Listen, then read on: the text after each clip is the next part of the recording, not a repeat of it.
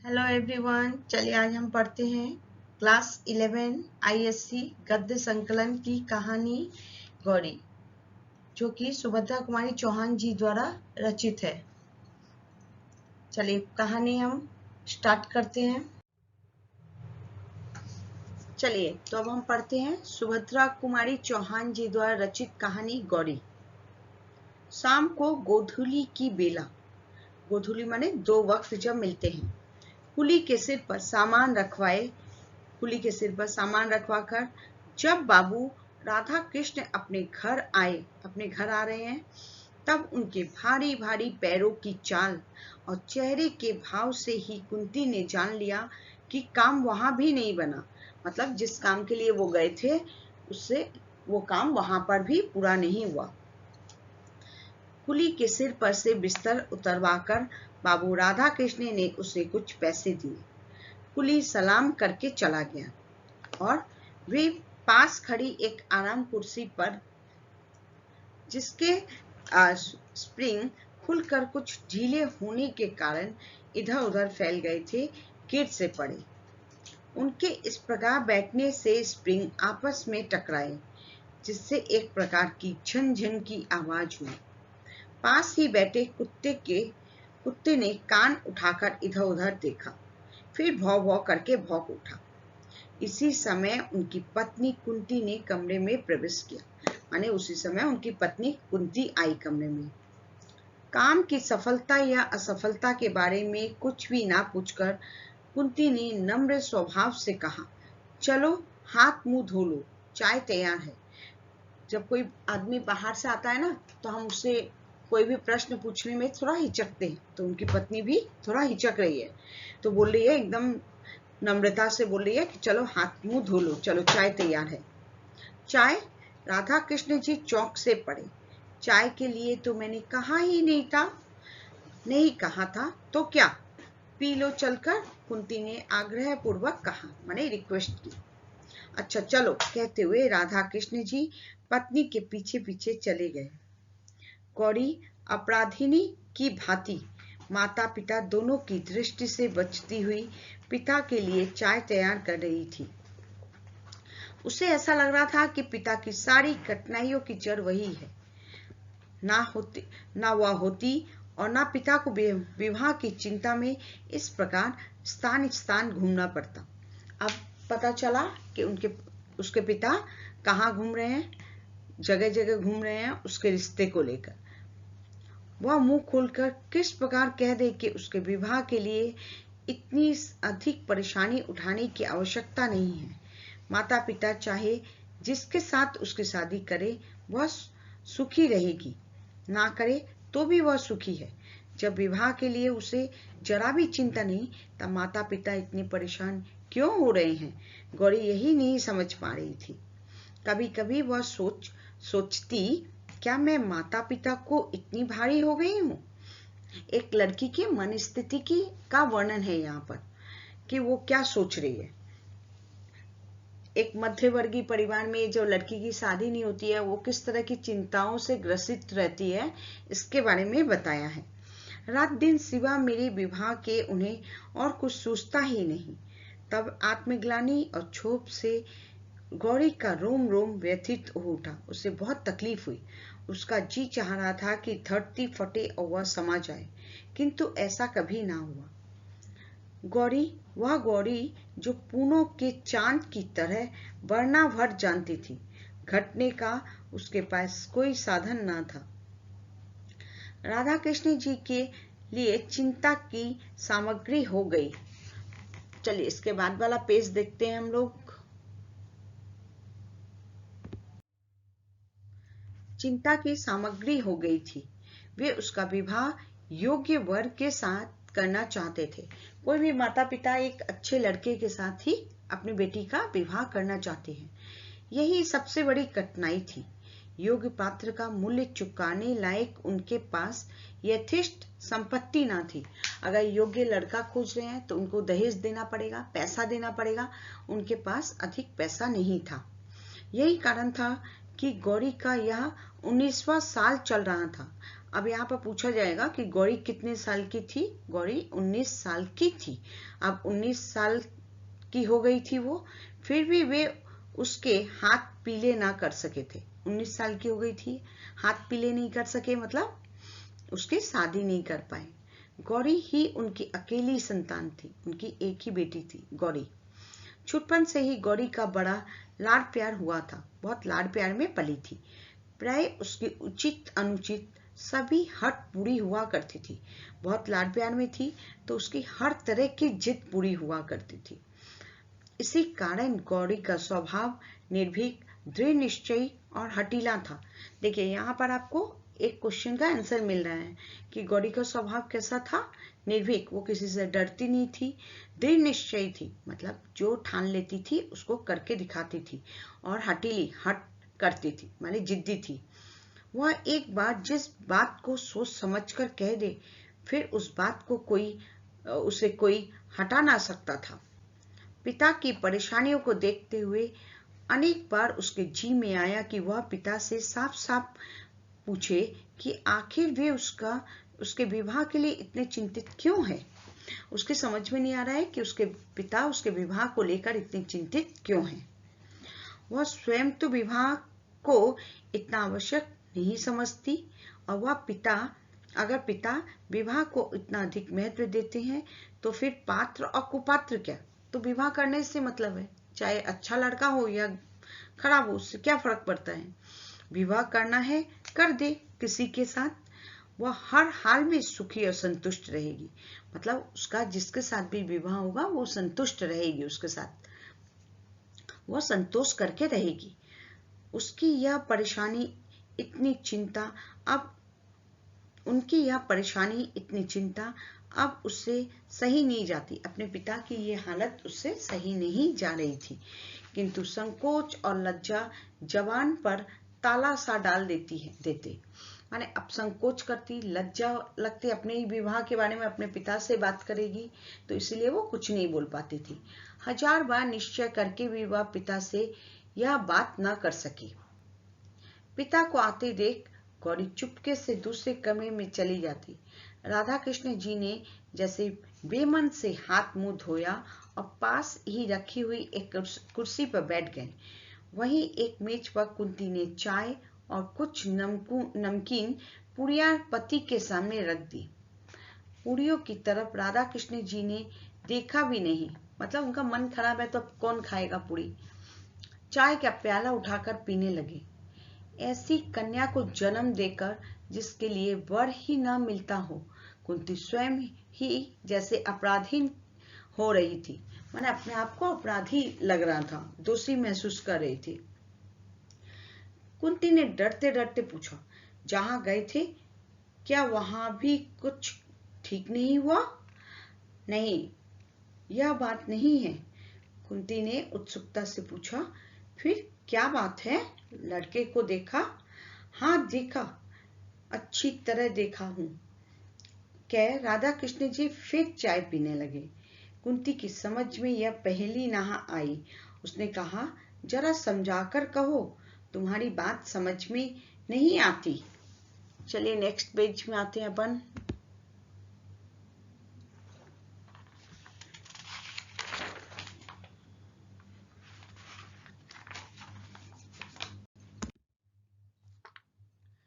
राधा कृष्ण समझाकर कहता हूं, सुनो। वह लड़का नहीं, आदमी है। तुम्हारी गौरी के साथ मामूली चपरासी की तरह दिखेगा। बोलो, करोगी ब्याह? माने वो लड़का अच्छा नहीं है, वो लड़का आदमी की तरह लग रहा है, वह लड़का नहीं है। कुंती बोलती है, विवाह की बात तो पीछे होगी, क्या रूप रंग बहुत खराब है? फोटो में तो वैसा नहीं जान पड़ा। राधा कृष्ण, रंग रूप नहीं, रहन सहन बहुत खराब है। इतनी सिंधाई भी तो अच्छी नहीं होती, इतना सीधापन भी अच्छा नहीं होता जिसके पीछे आदमी ना दिखे। और फिर उम्र में तो अधिक है, 35-36 साल का। अब यहाँ पर पूछा जाएगा कितने साल का है, आपको याद रखना है 35-36 साल का। साथ ही उसके 2 बच्चे भी हैं।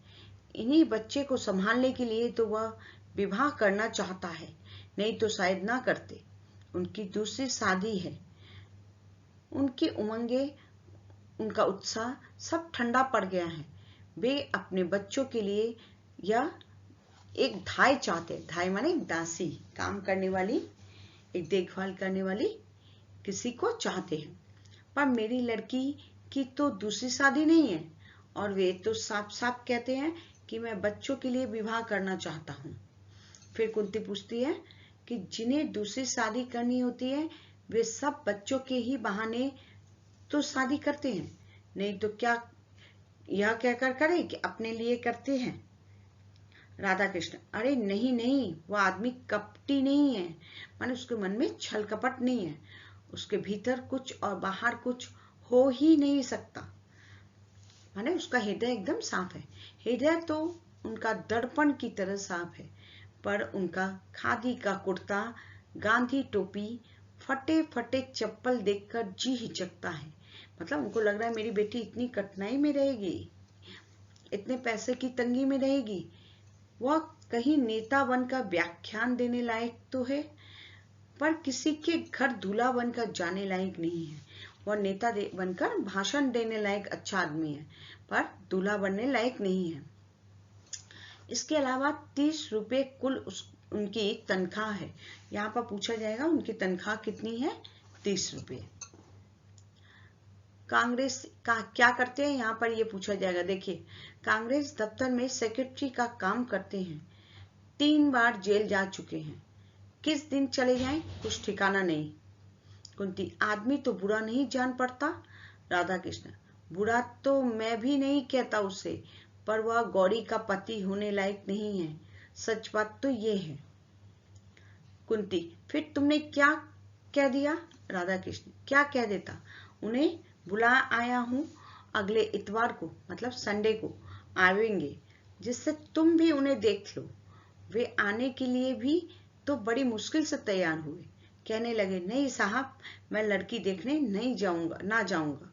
इस तरह लड़की देखकर, चले नेक्स्ट पेज में चलते हैं। मुझसे किसी लड़की का अपमान नहीं किया जाता। मतलब लड़की देखकर ना करना, इस तरह का अपमान मैं किसी लड़की का नहीं कर सकता। फिर जब मैंने उन्हें समझाकर कहा कि आप लड़की को देखेंगे, लड़की उसकी माँ आपको देख लेगी, तब वह बड़ी मुश्किल से राजी हुए। गौरी दरवाजे की आड़ में खड़ी सब बातें सुन रही थी। जिस व्यक्ति के प्रति उसके पिता इतने असंतुष्ट और उदासीन थे, उसके प्रति गौरी के हृदय में अनजाने में ही श्रद्धा के भाव जागृत हो गए। माने उनके बारे में सुनकर गौरी के मन में श्रद्धा पनप रही थी। राधा कृष्ण जी पान का बीड़ा उठाकर अपनी बैठक में चले गए और उसी रात फिर उन्होंने अपने कुछ मित्रों और रिश्तेदारों को गौरी के लिए योग्य वर तलाशने के लिए कई पत्र लिखे। अगला इतवार आया, संडे आ गया। आज ही सीताराम जी, वो आदमी का नाम क्या है? सीताराम जी, गौरी को देखने या अपने आप को दिखलाने आएंगे। राधा कृष्ण जी ने यह पहले से ही कह रखा था कि किसी बाहर वाले को कुछ ना मालूम पड़े कि कोई गौरी को देखने आया है। अतएव यह बात कुछ गुप्त रखी गई है। घर के भीतरी आंगन में ही उनके बैठने का प्रबंध किया गया, बैठने की व्यवस्था की गई थी। 3-4 कुर्सियों के बीच में एक मेज है, जिस पर एक साफ धुला हुआ खादी का कपड़ा बिछा दिया गया है और एक गिलास में आंगन के ही गुलाब के कुछ फूलों को तोड़कर गुलदस्ते का स्वरूप दिया गया है। मतलब फूलों को तोड़कर गुलदस्ता बना दिया गया है। बहुत ही साधारण सा आयोजन है। सीताराम जी सरीखे व्यक्ति के लिए, सीताराम की तरह व्यक्ति के लिए किसी विशेष आडंबर की आवश्यकता ही तो नहीं, माने उनको दिखावे की तो कोई आवश्यकता ही नहीं थी। यथासंभव सीताराम जी अपने दोनों बच्चों के साथ आए। बच्चे भी वही खादी के कुर्ते और हाफ पैंट पहने थे। ना जूता, ना मोजा, ना किसी प्रकार का ठाट बाट, पर दोनों बड़े प्रसन्न, बड़े हंसमुख। आकर घर में वे इस प्रकार खेलने लगे जैसे इस घर से चिर परिचित हो, माने पहले भी आए हो, सब कुछ जानते हो। कुंती एक तरफ बैठी थी। बच्चे को कोलाहल से परिपूर्ण घर उसे क्षण भर के लिए नंदन कानन सा जान पड़ा। लग रहा बगीचा हो गया है। उसके मन ही मन सोचा, कितने अच्छे बच्चे हैं। यदि बिना किसी प्रकार का संबंध हुए भी सीताराम जी इन बच्चों को उसके संभालने का भार उसे सौंप दे तो वह खुशी खुशी ले ले।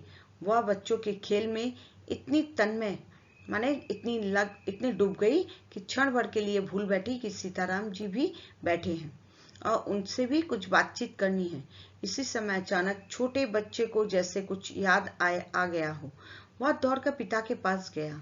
उनके पैरों चलो उसके बाद वाला पेज पढ़ते हैं। चलिए उसके बाद का पढ़ते हैं। उनके पैरों के बीच में खड़ा होकर बोला, बाबू तुम तो कहते थे ना माँ को दिखाने ले चलते हैं, माँ कहाँ है बतलाओ। सीताराम जी ने किंचित हंसकर कहा, ये माँ जी बैठी है ना, इनसे कहो यही तुम्हें दिखाएंगी। बालक ने मचल कर कहा, तुम दिखाओ। इसी समय एक बड़ी सी सफेद बिल्ली आंगन में होती हुई भीतर को भागी। बच्चे बिल्ली के पीछे सब कुछ भूलकर दौड़ते हुए अंदर पहुंच गए।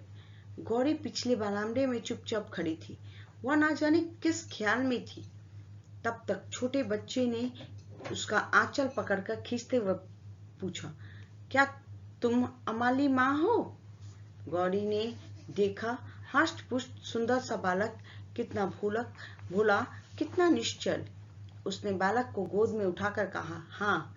बच्चे ने फिर उसी स्वर में पूछा, अमाले घर चलोगी ना? बाबू तो तुम्हें लेने आए हैं और हम भी आए हैं। अब तो गौरी उनकी बातों का उत्तर न दे सकी। पूछा, मिठाई खाओगे? हाँ खाएंगे, दोनों ने एक ही साथ एक ही स्वर में जवाब दिया। कुछ क्षण बाद कुंती ने अंदर आकर देखा कि दोनों बच्चे गौरी की गोद में और एक बड़ा उसके छोटा बच्चा गौरी की गोद में और बड़ा उसी के पास बैठा मिठाई खा रहा है। एक निश्वास के साथ कुंती बाहर चली गई। थोड़ी देर बाद ज्यों ही गौरी ने ऊपर आंख उठाई, उसने माता पिता दोनों को सामने पाया। पिता ने स्नेह के स्वर में पुत्री से पूछा, बेटा जरा चलो, चलती हूं ना? गौरी ने कोई उत्तर न दिया। उसने बच्चों का हाथ मुंह धुलाया, उन्हें पानी पिलाया, फिर माँ के पीछे पीछे बाहर चली गई। बच्चे अब भी उसी को घेरे थे। वे उसे छोड़ना नहीं चाहते थे। बड़ी मुश्किल से सीताराम जी उन्हें बुलाकर कुछ देर तक अपने पास बिठा सके, किंतु जरा सा मौका पाते ही फिर गौरी के आसपास बैठ गए। पिता के विरुद्ध उन्हें कुछ नालिशें भी दायर करनी थी, मतलब अपने पिता के खिलाफ भी कुछ बोलना था, शिकायत करनी थी, जो पिता के पास बैठकर ना कर सकते थे। इसीलिए वो लोग गौरी के पास दूसरी जगह बैठे हैं। चलिए इसके बाद का पेज पढ़ते हैं।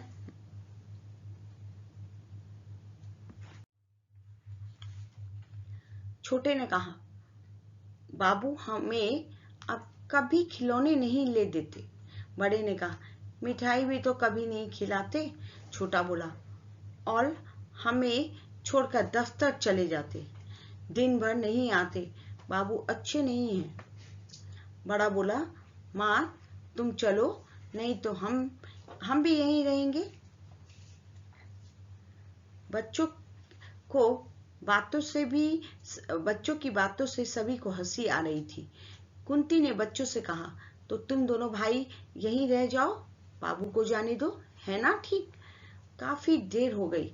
यह देखकर सीताराम जी ने कहा, समय बहुत हो चुका है, अब चलूंगा, नहीं तो शाम की ट्रेन न मिल सकेगी। फिर राधा कृष्ण जी की तरफ देखकर कहा, आप लोगों से मिलकर बड़ी प्रसन्नता हुई। लड़की तो आपकी साक्षात लक्ष्मी है और मैं जानता था कि आपकी लड़की ऐसी ही होगी, इसलिए देखने को नहीं आना चाहता था।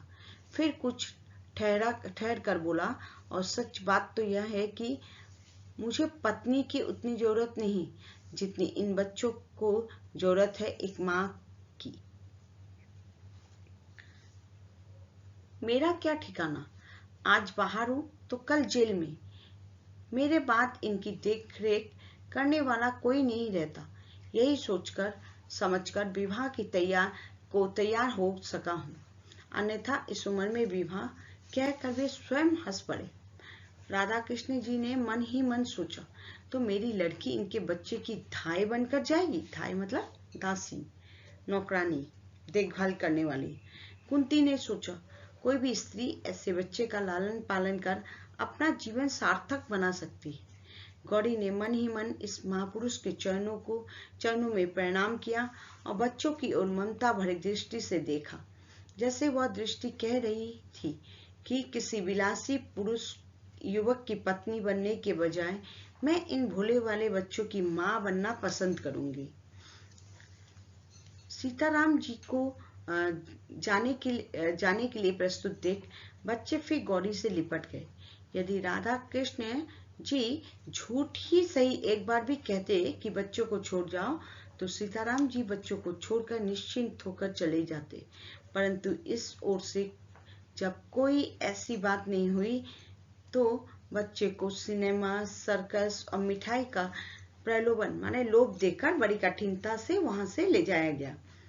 जाते समय सीताराम जी को पक्का विश्वास था कि विवाह होगा, केवल तारीख अब तय करना बाकी है, तारीख निश्चय करना बाकी रह गया था। तो चलिए अब हम लोग इसको यहीं पर खत्म करते हैं। इसका नेक्स्ट पार्ट हम लोग नेक्स्ट वीडियो में देखेंगे, नहीं तो वीडियो बहुत बड़ा हो जाएगा। ठीक है, पार्ट 2 में हम इसका अगला भाग देखेंगे।